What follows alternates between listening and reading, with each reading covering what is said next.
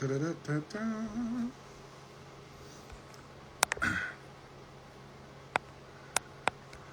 What is going on, y'all? How we doing today? What's going on, Rod? Hey, Rod, can you send me a video testimony if you could? It'd be great. What's going on, Valerie? What's going on, Zealous? What's going on, Marcy?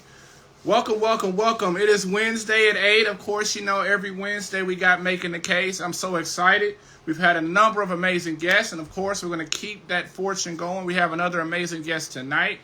Wherever you are on your journey, I want you guys to let me know where it is that you're viewing our session from. Of course, my name is Anthony, founder of Becoming JD, where our goal, our mission, y'all, is to help get you to overcome your fears, to break through your barriers, to realize your power, and reclaim your lawyer dreams.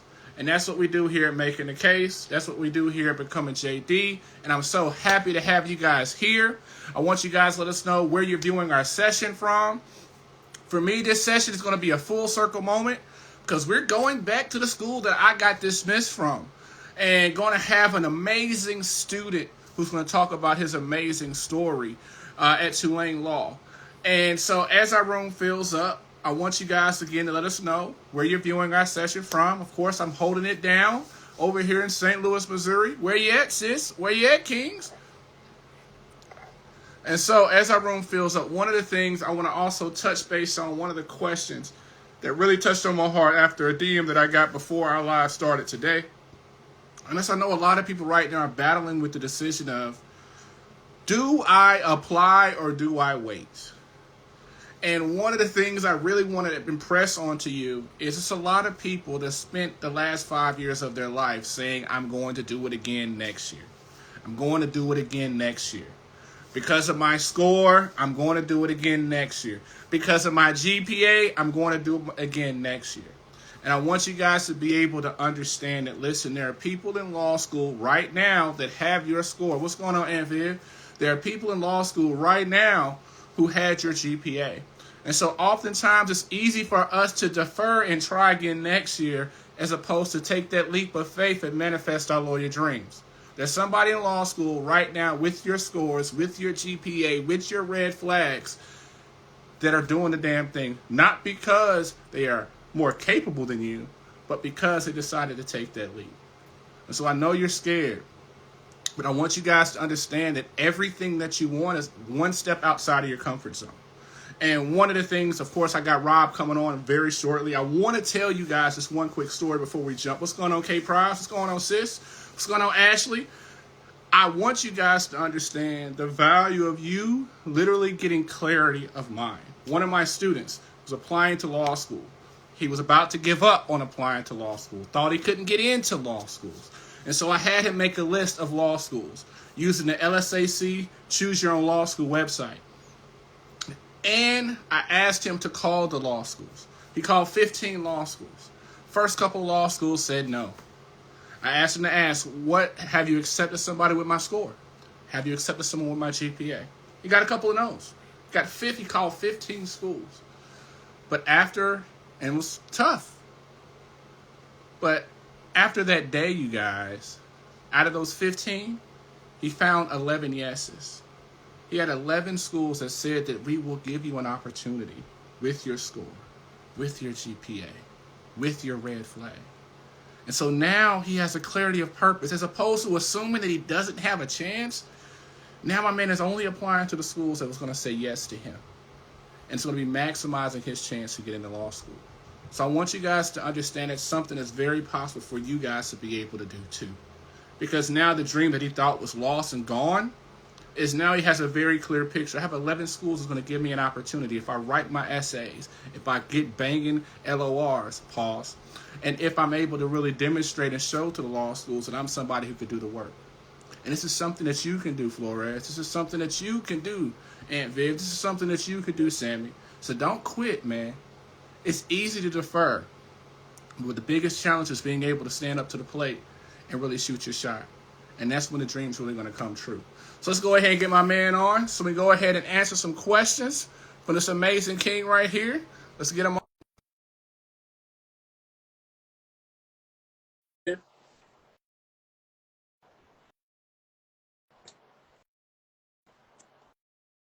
And so, what's going on? What's going on, Anthony? How we doing? Hey, man, I'm excited, man. I know, boy. One of the things I love about your page is you'd always bring us some fresh content and make you like, hold on, wait, I like it. I was just like, man, I got to get this king on to share his story, share his energy.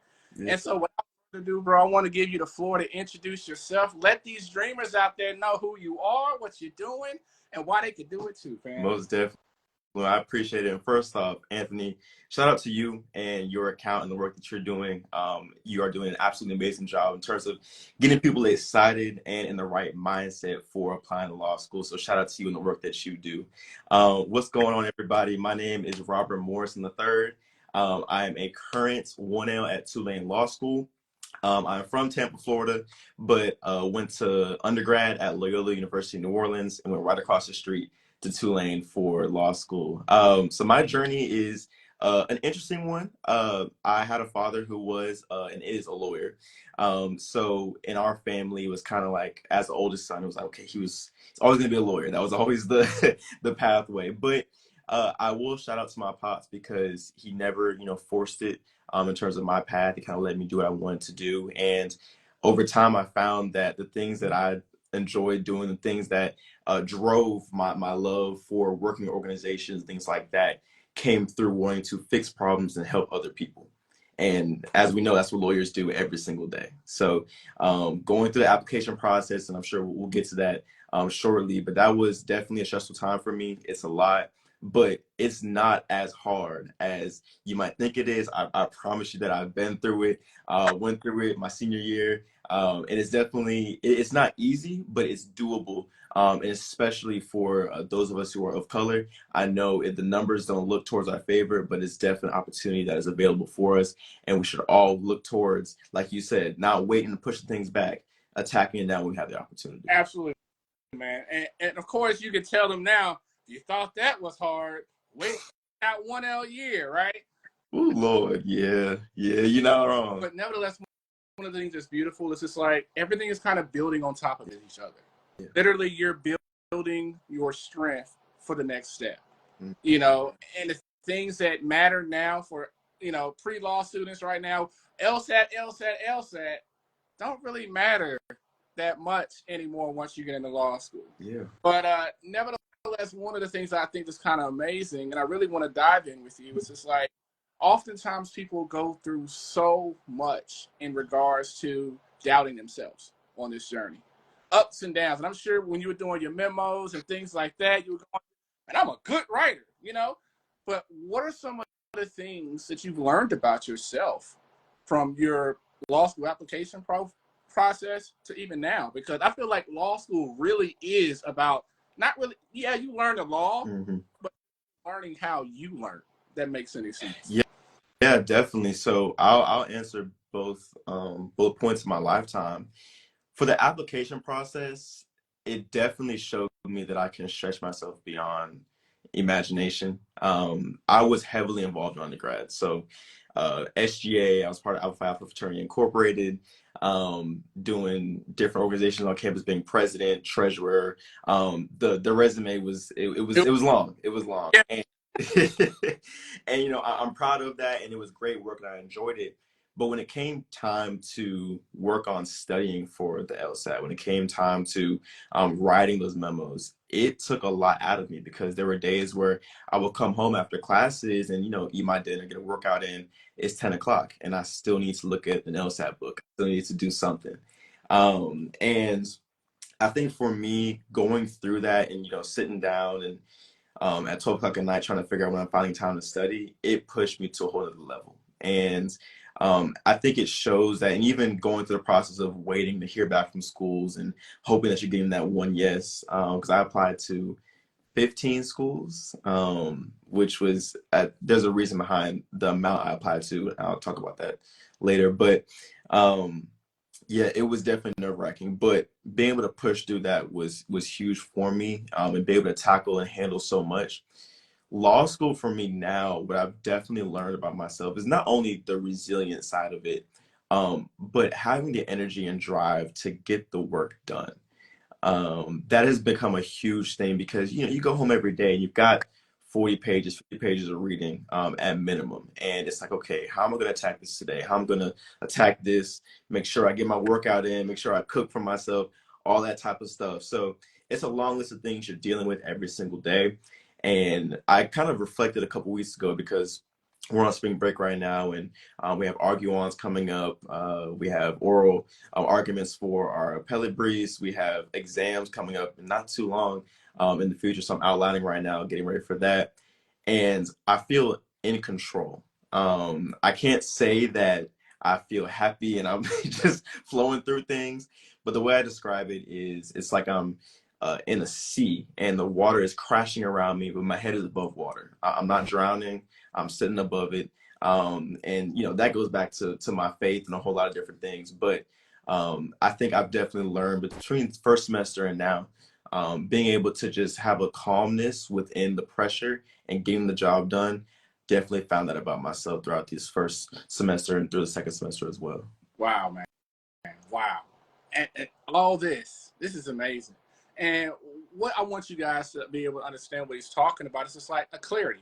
I have a sense of clarity in regards to, yes, I know it's a lot, but I have a plan that I'm going to be able to execute. And one of the things, when you go to law school, midterms don't really count.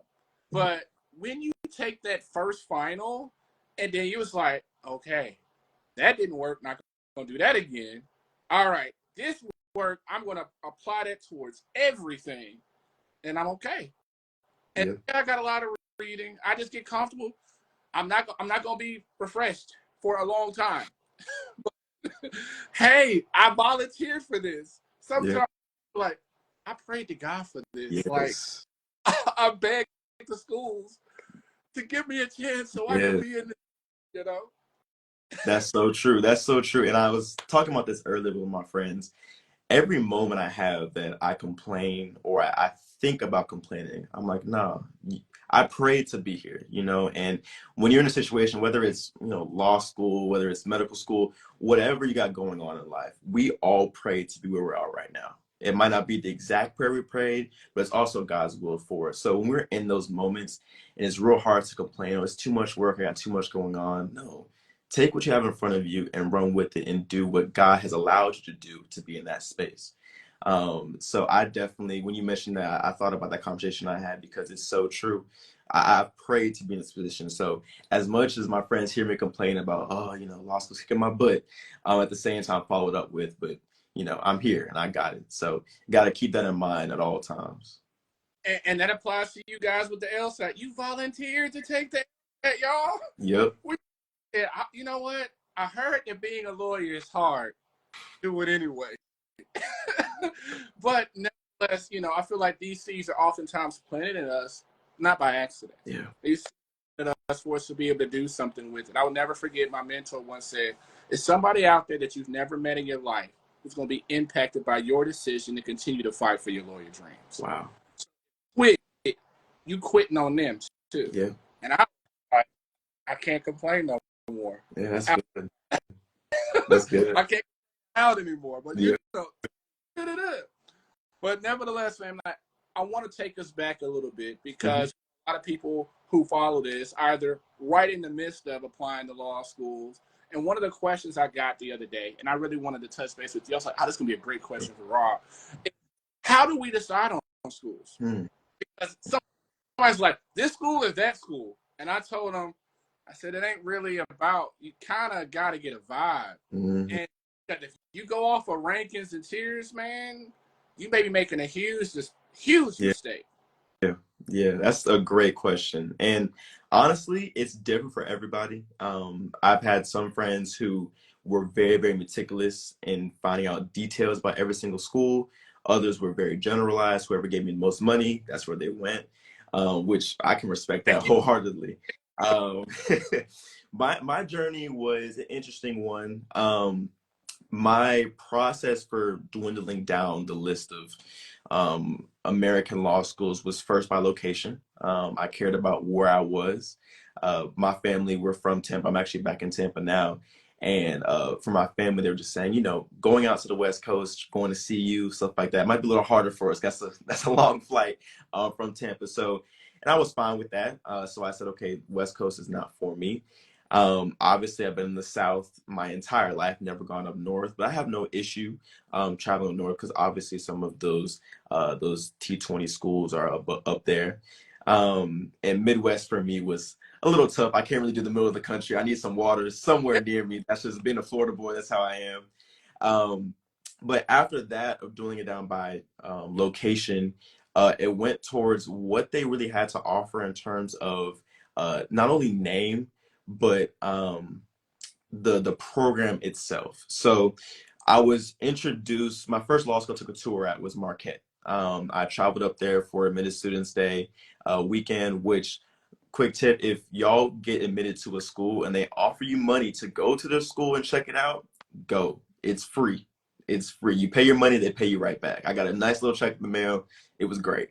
And Marquette is a great law school. Went up there, my first time seeing snow actually, which was real interesting for me.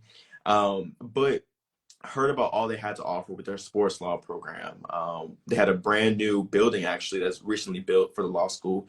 Gorgeous to be up there. And it allowed me to actually be inside of a law school and feel the presence of it and kind of, like you said, feel that energy of the space. And, you know, nothing against Marquette. They're an amazing school.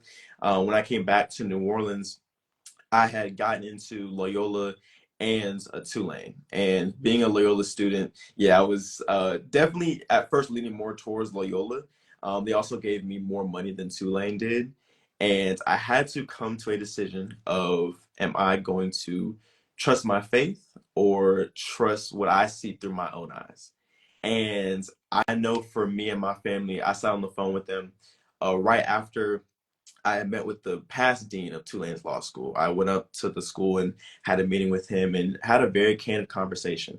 Talked about diversity at Tulane because I know their undergraduate, as a Loyola student, a lot of us know that undergrad Tulane, it's very one-sided when it comes to the lack of diversity there. So we talked about the law school and talked about what the energy is like. And we had a very candid conversation and I appreciated him for that. And when I walked out of that office, I understood Tulane's a school for me. And I called my family and I said, you know, what do y'all think? And my family's, you know, a faith family as well. And they were like, look, if you feel God's leading you over here, take that step. So I took it. That was my final step into deciding what school I was going to. And I'm so glad I made the decision that I did. I'm absolutely loving my time at Tulane right now. And also being back in New Orleans, going to school in New Orleans itself is amazing. Been there for 5 years now, so it's great. So if anybody's considering going to school in New Orleans, I highly recommend it. Absolutely. And for you guys who just joined us, we're live with Rob. He's a 1L at Tulane. Well, of course, they know Tulane Law now. At dropping some gems, inspirations. Make sure you guys follow him on Instagram. My man be dropping some major great content. Had to got to be like, bro, I got to get you on so we can share some stories. But what he said was so amazing. Like, literally, bro, when you were telling your story, I was like, man, my story kind of went the same way. Because I literally went to, when I got my acceptances, I got accepted to Marquette. And I had a visit. Got you. And when I visit, bro, electricity went out. Oh, Lord. It was a storm. And I was just like, nah. And then I remember because I went to Tulane and, man, I just fell in love. Yeah. Community, I love the teachers. I love the atmosphere. And one of the things that I could tell people, and even Loyola too, Loyola has a great atmosphere too. And law school in New Orleans is unlike anything you have ever seen or experienced in your life. Yeah. And that's, he's telling me he went to Loyola already for 4 years. So it was an experience. But one of the things what I want you guys to also understand from what he's talking about is how valuable it is for you to be able to have those conversations. Mm-hmm. Rob said he talked to the dean. What? When you're able to have those type of candid and open conversations, that's what you need to be able to say, I could make a commitment here. Yeah. And that's what law, and that's what, because really at the end of the day, I tell people, what you need to know is which school is going to put me in the best position possible so I could do my best to get my highest grades. Yeah. Also help me prepare me for the bar exam wherever I choose to take it. Mm-hmm. And that may be a top tier school, but it may be a school that may be smaller. But the only way you're really going to know is going to visit. Yeah. And boy, I loved it when I got there. That check back, ooh boy, ain't nothing like spending money when you know you're gonna get it back. Exactly. That the credit card was swiping, I promise you. And to you guys out there, a lot what you can do is you can also request a visit. Mm-hmm. You can contact them, and several law schools will actually pay for you to go visit. And I tell people, I said, listen, what's the worst they could tell you is no. Yeah. And making a visit could be the difference of what you need in regards to making a decision, because I don't want you guys to make a decision just based off of rankings, because that make rankings change. Yeah. So, you know, what here may be here next time. But that's one of the other things I want to go through is talk about with you is I know one of the things I feel like a lot of times people deal with throughout their journey in law school and also preparing to go to law school is dealing with self-doubt. That voice in your head, I swear, whenever you first say you want to be a lawyer, there's times when you're on the top of the world, man. Yeah. And I wish we could just all stay there. Yeah. Boy, there'd be those other times where it ain't nobody doubting you out publicly, but it just be in your ear, like, man, maybe you should do this. Yeah. And so what are some of the things that you do to deal with self-doubt? Because I get a lot of DMs, man. Anthony, I don't know, man. I'm tired. Yeah. It's tough. It's tough because a lot of times you deal with imposter syndrome. You deal with that, that internal self-doubt as well. And for me, I never really had to address it until I got to summer before school. So I mentioned before that, obviously I went straight through and I was doing my application process and everything while I was a senior doing a lot of things on campus. Right. So I had enough going on around me that I couldn't mentally think too hard about what I was really going through. And now I know that's my situation. I know a lot of people out there, they're working, they're spending extra time throughout their day to, study for the LSAT, to take those extra steps. So when I got to my summer, I was in a part-time job here in Tampa and I had more time on my hands. Almost too much time on my hands, honestly, because I was able to sit down and be like, wow, am I ready for this? Yeah. I mean, the papers were signed, the money was sent, loans were applied for, and I still was like, is this right for me? And, you kind of have to lean back onto what I call, or what it is called, is your why. And I mention this all the time. There's a book by Simon Sinek called Start With Why. And I absolutely love it. I've read it probably 3 or 4 times over. I mention it in so many different conversations because it talks about not only personal life, talks about business, organizations. It talks about having a why in everything that you do. And when the waves are crashing around you, when life feels like it can't give you nothing good in front of you, you go back to your why. And so when I have my why of, I'm trying to help other people, I'm trying to make this next step, I'm trying to be the best man I know I can be, I know my next step is law school. So whenever I did feel those moments of self-doubt, it was to return back to that why. And that's one side of it. Other side of it is there's a lot of praying going on at 1:00 in the morning, a lot of tears shed, but it was all for the purpose of returning back to my roots, understanding that although there's so many things when it comes to, writing a personal statement, writing diversity statement, filling out all those applications, doing all the things that surround that, taking it piece by piece and returning back to your roots and who you are inside, really goes a long way. So if I had to recommend any type of way to push people out of that self-doubt, is to focus on who you are first, build from there, and you'll find a way back to removing that self-doubt from your mind. Awesome. My man's over here dropping gems, man. Hey, do you miss Bible study? Hey, Bible study. It's right here. It's right here. I promise you. But also, one of the things I think, law schools, we oftentimes think about some of the stresses of it, but law school is also fun. It's also an eye-opening experience. And so what have been some of your great experiences that you've had thus far your 1L year? Wow. 1L year has been honestly amazing. I've done a lot. You know, I'm 1L rep for our Bolster chapter of Black Law Student Association. So I've gotten, you know, doing a lot with them. And it's really come down to finding great people and great friends. Our Black community at Tulane is strong, especially our 1Ls. We've had a great time getting to know each other throughout this first year.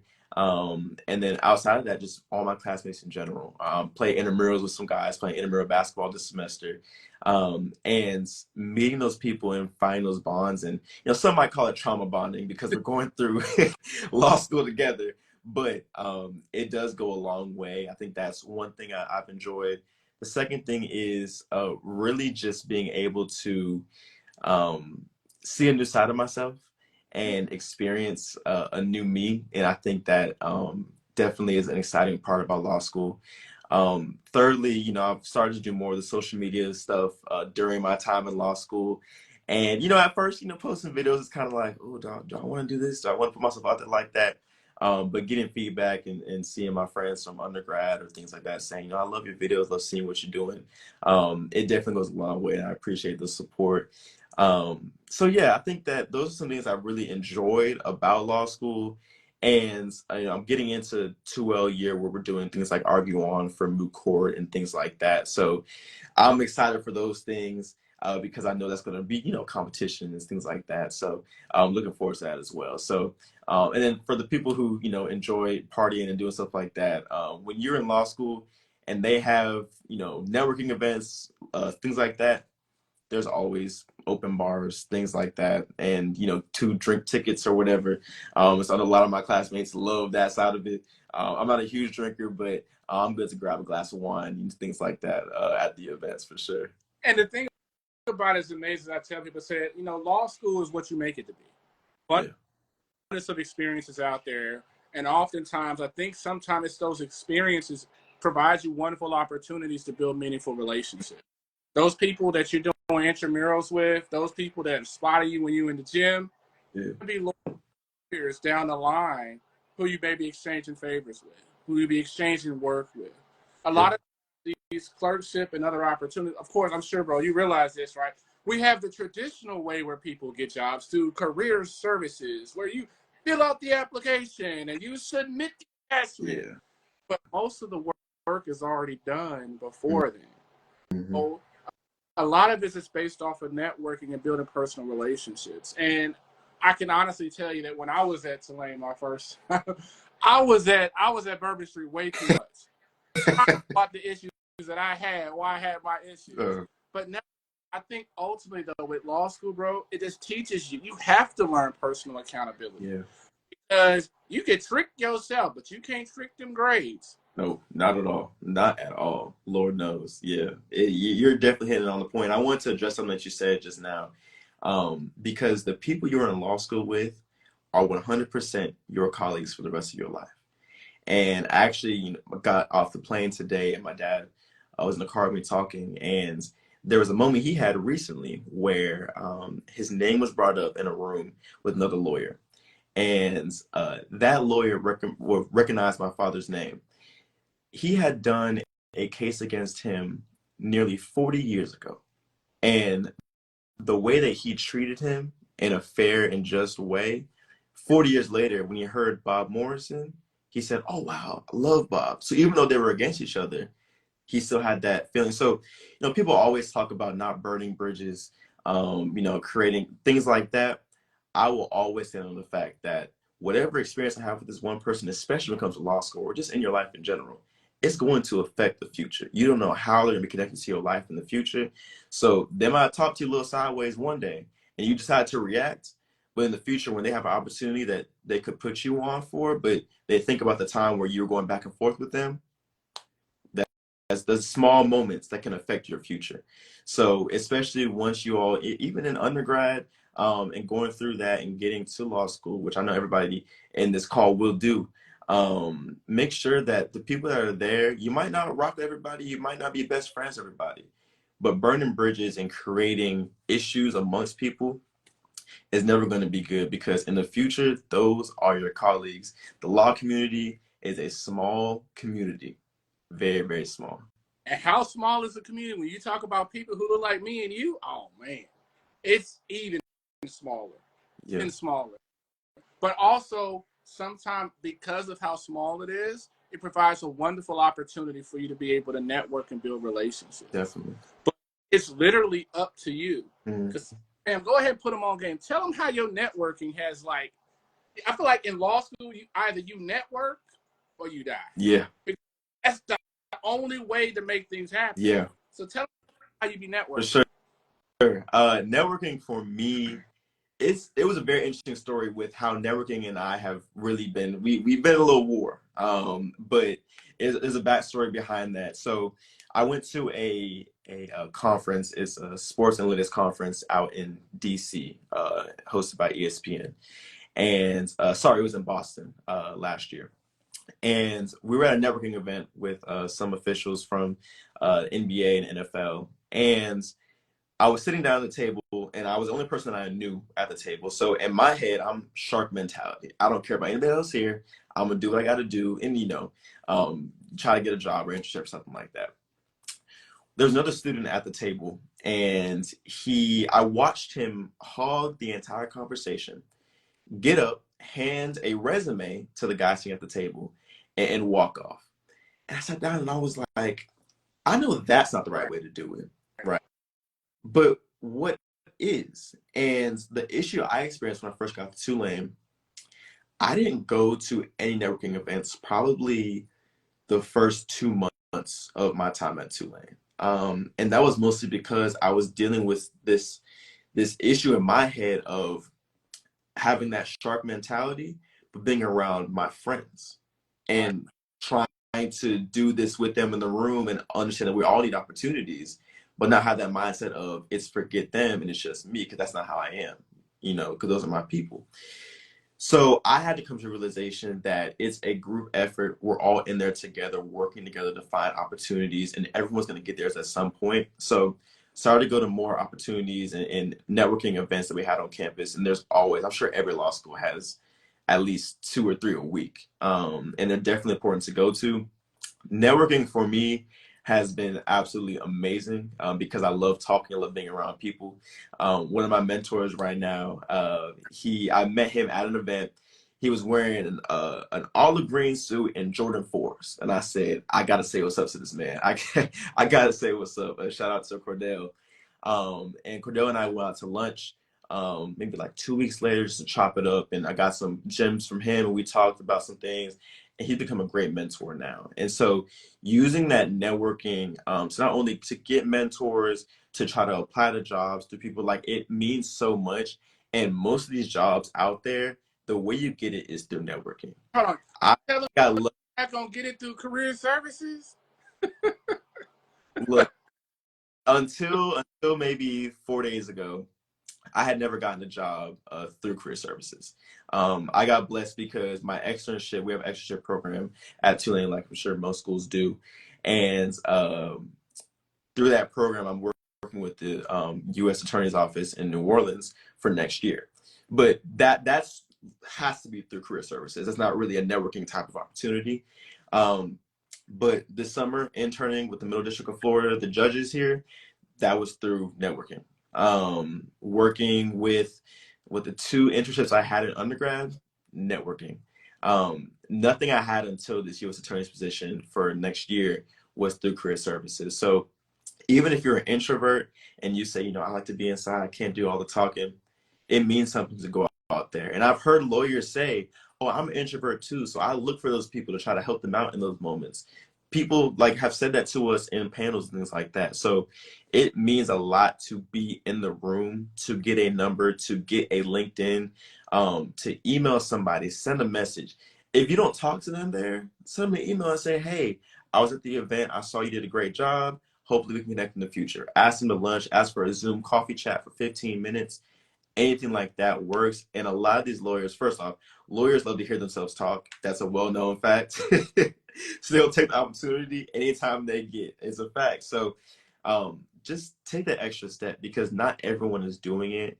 And people are waiting and looking for those LinkedIn requests. They're looking for those emails to their inbox so they can create a connection with somebody and hopefully put somebody on to an opportunity in the future. So it's extremely important. It's done a lot for me. So I recommend, if y'all don't feel comfortable doing it, practice with your family, your cousins, whatever you got to do, because it's important and it goes a long way when it gets to law school. Absolutely. And I would say it very raw and real, man.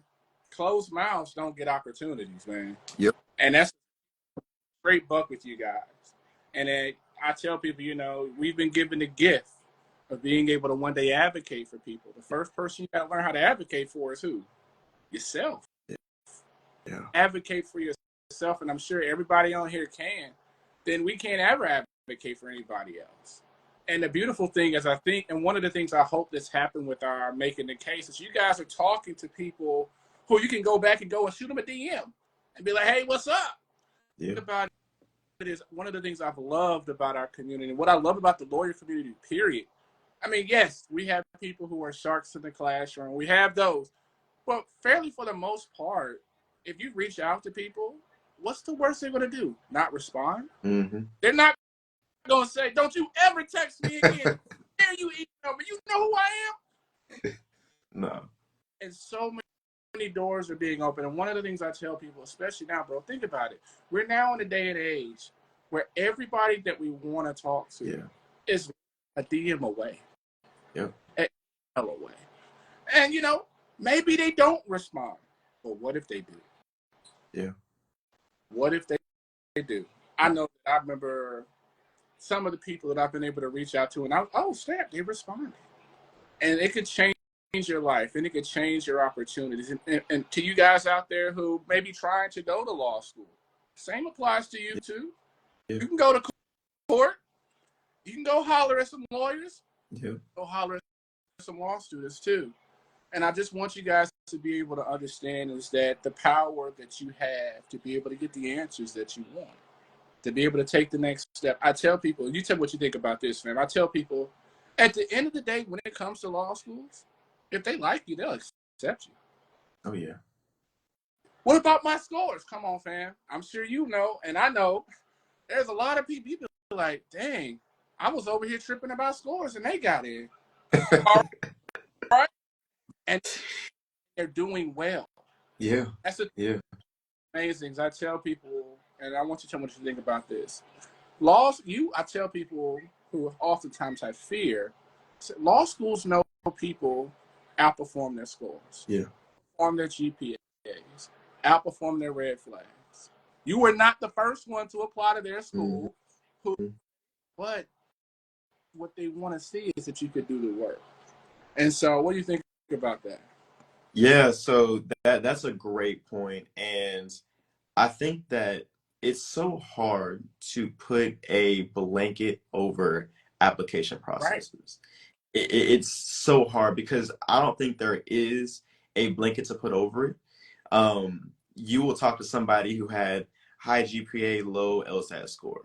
You have high LSAT, low GPA, or you have low both of them, all in the same school together. And it depends on, how they wrote their essays, how they did their extracurriculars. I know for me personally, my LSAT score honestly was very, very average. My GPA was 3.47 when I graduated, but for me, my extracurriculars was my thing. I had subs since my freshman year in undergrad. Like I said before, the resume had a lot on it. And I feel as if for me, that got me into a lot of schools that I applied to. And on top of that, I made great connections while I was an undergrad. So being an SGA, doing things like that. And shout out to President Tello. She's currently the president at Fordham University in New York right now, but she was the president at Loyola. Yep. And I met with her a few times. We helped implement some election day off actually for Loyola student body for the national election day. And we worked together on things like that. And when it came time to apply to law school, and she's also a lawyer, I reached out to her. And she gave me a beautiful letter of recommendation. And that was the first one I put on every application. I put hers at the very top. And that goes back to networking while you're an undergrad as well. But it really has such a vast range of opportunities. So don't count yourself out. Don't look at that GPA, don't look at that score and be like, it's not gonna work. No, still put the application, still go through it because you just might find out there's a spot for you. And at the same time, whatever spot's meant for you, it's gonna be there. If you don't make it to a school, it's not gonna be a school for you. Like it's there's a reason for everything. And I think the other thing I want to stress as well that kind of helps with this process is applying early and getting those apps in. I waited until I want to say I was like end of February, beginning of March, like mid-March, when I submitted my applications for real. And I know for a fact that affected money, that affected opportunities at schools to even get a seat there. And I just knew in the back of my head that if I had applied, let's say not even August, September, October, before Thanksgiving, there would have been a lot more money available, a lot more spots open because I feel like, and I'm not an admissions officer, but I feel as if in that first semester when they have a lot more spaces, they're a lot more open to accepting a student who might have a lower score in certain areas. And when people ask me all the time, 'cause I get a lot of DMs now asking questions about the process. And even my younger brother, he's a junior at Xavier in Cincinnati going through the LSAT process as well. And I told him, look, man, you want to have that stuff in before Thanksgiving. Yeah. If you want to take the LSAT again, second semester, kind of up your score a little bit, that's cool. But getting those applications in early means so much because when I had that meeting with the dean, one of my questions was, can I get more money for my scholarship? And he was like, unfortunately, we don't have any more money to give. There's nothing more to give. So that pot of money goes out at some point. It's not endless. So getting that application early means so much. And even if, and I'm gonna stress this because I've heard a few people say things like, oh, I didn't get the score for the school that I wanted, the target score I wanted. Schools have a range of LSAT they take. So the median, that 50%, they've taken a 25% and taken a 10%. So just because you didn't hit that median range does not mean your opportunity is not still there. Send that application in. If you want to take it again, you don't get in the first time, take the LSAT again and tell them, they will look at your score again and reevaluate your application. So, and I cannot stress it enough because I missed out on it and I wish I had it. Apply in that first semester if you're still in undergrad. If you're out of school and you're just working, apply in that summer to fall range because there's so much more money available and opportunities available at all these law schools. Absolutely. I mean, dropping gems over here. And just realize it's like I don't want to sound cliche, but hey, she said it, so I'm going to say it. What's meant for you is meant for Yes. you. And Yeah. at the end of the day, what you want is a school that sees your value and your worth. And if they don't see your value, your worth, I ain't going to do like Bernie and say, but hey, he said, forget them. Yep. Yep. And at the end of the day, one thing that I used to tell people, I say, if we don't get accepted, because I consider us all a community, when we don't get accepted, what that just means is that we have to do a better job of effectively communicating to law schools that we could do the work. Yeah.